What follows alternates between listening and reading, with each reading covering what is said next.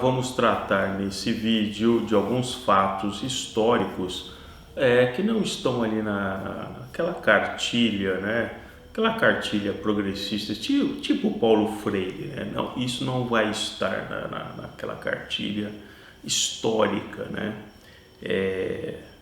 Do Brasil, né?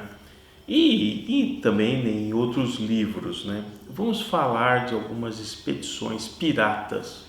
Vou colocar aqui no canal alguns episódios, digamos assim, de incursões piratas no Brasil, para a gente entender como o Brasil estava abandonado, né? Uma colônia tão distante e tão assim, sem condições de gestão, que ela ficou sujeita aos mais variados assaltos, né? Mesmo aqui, por exemplo, 1595, né? Praticamente 100 anos após o descobrimento, né, oficial, na capitania ali, né, de Pernambuco, né, houve um gigantesco assalto à capitania. Por quê? Porque Pernambuco, naquele momento, 1595, era a mais rica, assim, capitania do Brasil. Era o maior exportador de açúcar para a Europa. Apesar que os piratas, no meio do caminho, roubavam praticamente metade da carga que saía daqui. E nós estávamos no momento das cartas de corso, né? Então, era dado a certos indivíduos que pudessem conquistar o que tivesse ali no mar aberto. E é assim que o James Lancaster, oriundo de uma nata ali de famílias inglesas, foi financiado por ricos senhores para uma missão de tomar ali as riquezas que estavam ali em Recife, né? Ele já tinha relatos por outros navegadores que mostravam que, olha, ali tem muita riqueza, tem pau-brasil, algodão, né, açúcar. E ele ficou sabendo por volta ali de 1594, ele ficou sabendo que um grande navio, né, eu acho que é o San Pedro, né, vindo da Índia, havia naufragado, encalhado, né, próximo ali a Recife, com toda a sua carga, uma carga muito valiosa. Então, os armazéns, tudo que tinha em Recife, estava abarrotado dessa carga.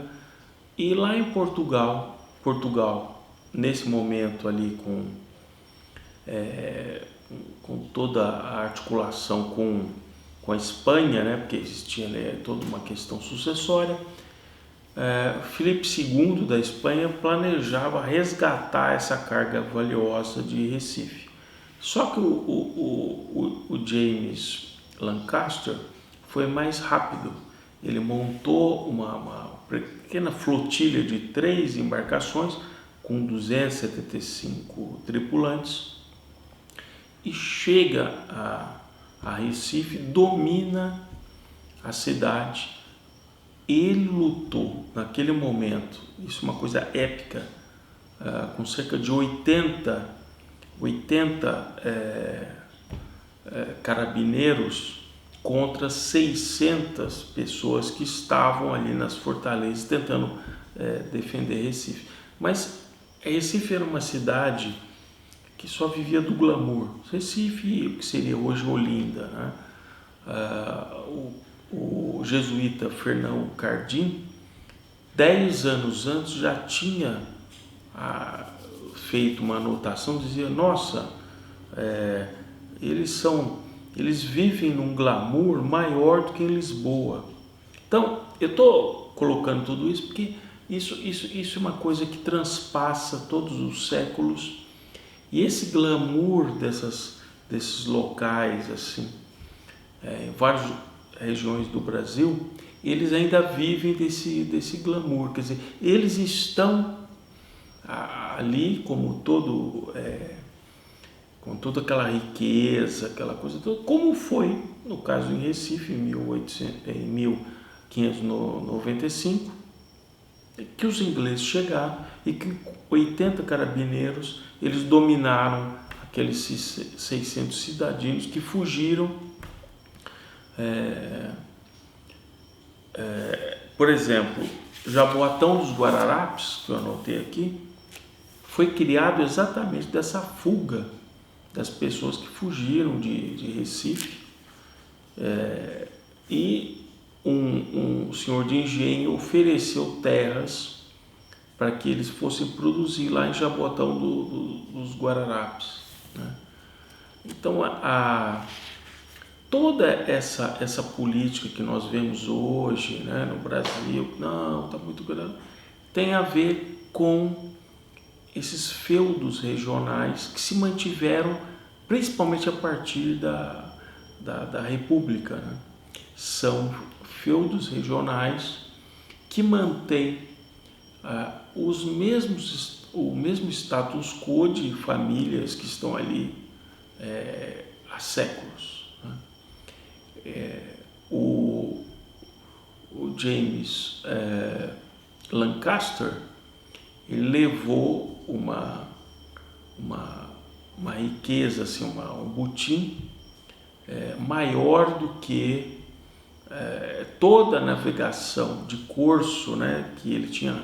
Ele era um corsário, né, ele praticamente de um ano, né, de tal foi coisa. E é interessante que navios holandeses que estavam estacionados ali em Recife antes da dominação,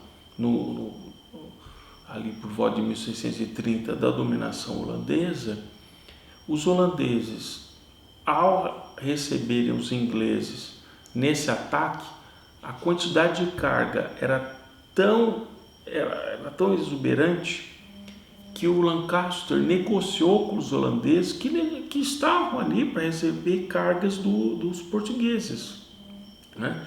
Porque Portugal, ali por volta de 1600, ele não tinha a menor condição de ter embarcações que levassem a riqueza do Brasil para Portugal. Então ele contratava os holandeses, que era a maior marinha na época existente, né? Antes dos ingleses, né?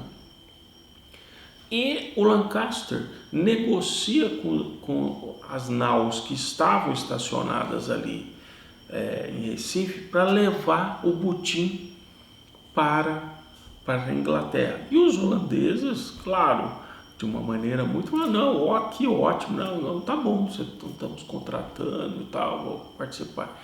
Então, esse é mais um dos exemplos que a gente tem que tomar cuidado quando você fala assim, tem um fundo da Noruega investindo aqui, tem não sei o que. Nossa, os europeus sempre tiveram objetivos muito claros com relação ao que eles iam explorar aqui no Brasil. Então não é hoje, não é, que nós vamos simplesmente, né, baixar a guarda para dizer não, porque eles não vão investir, eles não vão fazer isso, porque eles não. Não, vamos lembrar, né, essa incursão do James Lancaster em Recife para sintonizarmos melhor a nossa política de relações exteriores.